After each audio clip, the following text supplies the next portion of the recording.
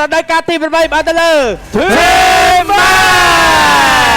ស្វាគមន៍ត្រឡប់មកវិញធីម8មកកាន់ដល់ពីអូខេកផងហើយអាយយោអាយ៉ានេះតដាងស្លាមែន អត់ទេ ឬក៏ត្រី slogan របស់ Wing Esport Fly High អូដល់ Fly ហ្នឹង អាយបេម៉ូ BMO បាទ welcome back team Mac បាទស្វាគមន៍មកវិញមក Team Mac បាទនឹងបន្តដំណើរជាមួយនឹង MBL KX ក្នុងរដូវកាលទីអ្នកឡោះជាមួយ Silent តែងារជាមួយ Saxo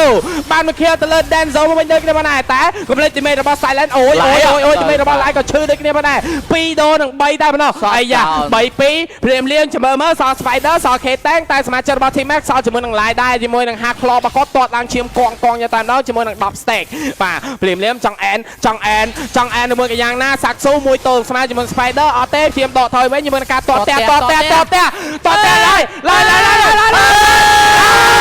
អូយមួយលើកដៃកន្លែងចិត្តកូន Pro VR ទៅហ្គេងមួយសិន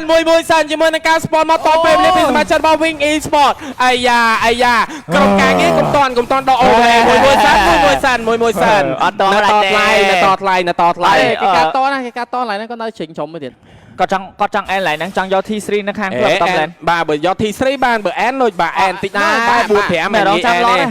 តែបើសិនជាឲ្យបលែងដល់ឡតនេះគឺបដាំងខេតេងគាត់មាន flicker វិញណាដឹងហើយអញ្ចឹងនៅពេលដែលខេតេងមាន flicker គឺហាក់20ធំអាយ៉ាចង់អែន5ស្មើ Spider កាន់មក5ស្មើអាយ៉ាចាំមើលជាមួយនឹង Live ចង់តតេះដល់ឬមួយក៏យ៉ាងណាមីញៀនក៏គេមិនឲ្យចូលដែរព្រាមមានការរះឃ្លាយកតែម្ដងពីសមាជិករបស់ Wing Esport អាយ៉ាសាក់ស៊ូឈូ1ឈូ2 perfect បែកនីង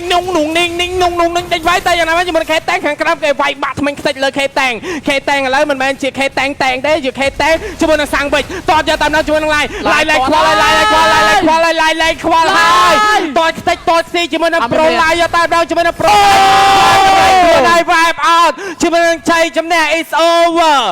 កៅអីឡើងទៅ MPL គេរដូវកាលទី8បានទៅលើ Team Mac ស្វាគមន៍ត្រឡប់មកវិញ Team Mac មកកាន់ MPL គេផងហើយអាយយោអាយ៉ានេះតដាងស្លាមែនអត់ទេឬក៏ត្រី slogan របស់ Wing Esport Fly High អូដល់ Fly ហ្នឹង